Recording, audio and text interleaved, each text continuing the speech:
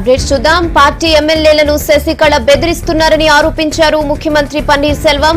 Sasikala CM అయితే ప్రజాస్వామ్యం ఖూనీ అయినట్టేనని ఆరోపించారు. పార్టీని రక్షించుకోవాల్సిన బాధ్యత తనపై ఉందన్నారు పన్నీర్ సెల్వం.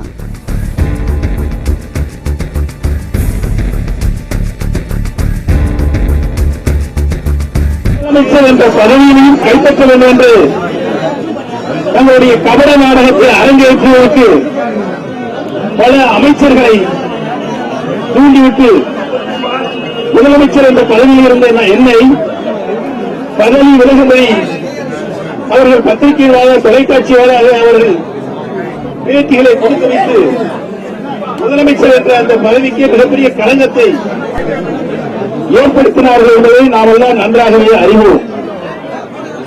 சில தினங்களுக்கு முன்னால் என்னை பற்றி அவர்கள் நாடகமாடுகிறார், துரோகம் செய்துவிட்டார் என்று பத்திரிகைகளாக சொல்லிக் கொண்டிருக்கிறார்கள்.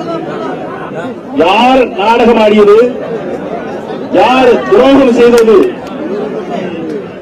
என்பதற்கு அவர்கள் கைப்பட மாண்புமிகு இதயம் டாக்டர் புரட்சி தலைவி அம்மாவுக்கு அனுப்பிய மன்னிப்பு கடிதம்.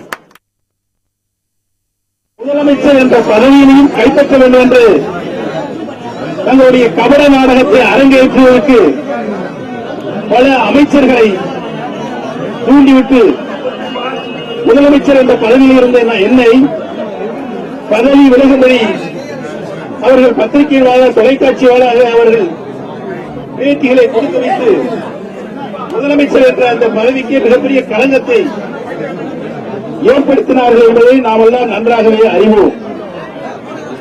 சில தினங்களுக்கு முன்னால் என்னை பற்றி அவர்கள் நாடகமாடுகிறார், துரோகம் செய்துவிட்டார் என்று பத்திரிகைகளாக சொல்லிக் கொண்டிருக்கிறார்கள். யார் நாடகமாடியது, யார் துரோகம் செய்தது என்பதற்கு அவர்கள் கைப்பட மாண்புமிகு இதயம் டாக்டர் புரட்சி தலைவி அம்மாவுக்கு அனுப்பிய மன்னிப்பு கடிதம். పార్టీ ఎమ్మెల్యేలను శశికళ బెదిరిస్తున్నారని ఆరోపించారు ముఖ్యమంత్రి పన్నీర్ సెల్వం. శశికళ సీఎం అయితే ప్రజాస్వామ్యం ఖూనీ అయినట్టేనని ఆరోపించారు. పార్టీని రక్షించుకోవాల్సిన బాధ్యత తనపై ఉందన్నారు పన్నీర్ సెల్వం.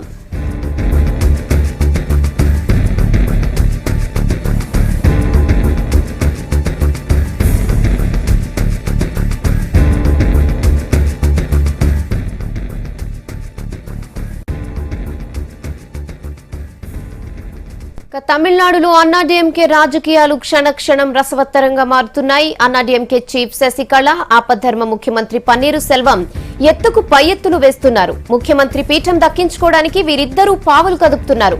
పోయస్ గార్డెన్ లోని జయలలిత నివాసాన్ని అమ్మ మెమోరియల్ గా మార్చాలని పన్నీర్ సెల్వం నిర్ణయించారు. ఇవాళ ఉత్తర్వులు కూడా జారీ చేసే అవకాశాలున్నాయని సమాచారం. ప్రస్తుతం పోయస్ గార్డెన్ లో శశికళ నివాసం ఉంటున్నారు.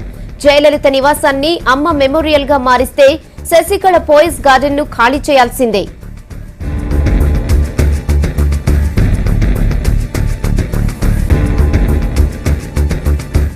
మరోవైపు పన్నీర్ సెల్వంతో రాష్ట్ర ప్రధాన కార్యదర్శి డీజీపీ సమావేశమయ్యారు. చెన్నై పోలీస్ కమిషనర్ ను బదిలీ చేయాలని పన్నీర్ సెల్వం ఆదేశించారు. సేమ్ టైం తన అనుమతి లేకుండా అన్నాడీఎంకే ఖాతాల నుంచి డబ్బులు తీసుకునేందుకు ఎవరిని అనుమతించొద్దని బ్యాంకులకు లేఖ కూడా రాశారాయన.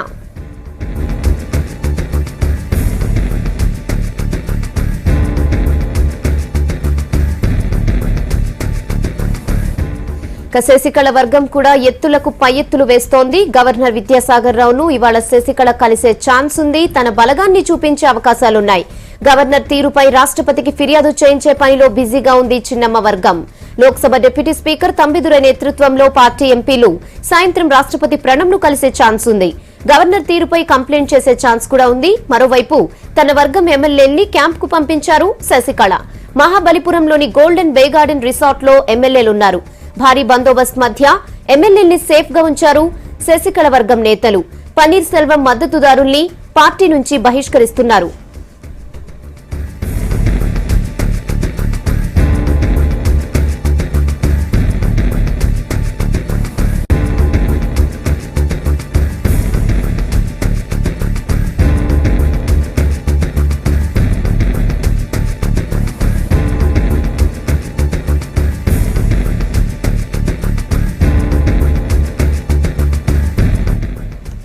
గవర్నర్ ఇవాళ మధ్యాహ్నం చెన్నైకి రానున్నారు. గవర్నర్ వస్తే తమిళనాడు రాజకీయ ఉత్కంఠకు ఓ దారి దొరికే అవకాశం ఉంది. విద్యాసాగర్ రావు ఏ డిసిషన్ తీసుకున్నా ఓ క్లారిటీ వచ్చే ఛాన్స్ ఉంది. మరోవైపు గవర్నర్ తీరును బీజేపీ ఎంపీ సుబ్రహ్మణ్య స్వామి వ్యతిరేకిస్తున్నారు.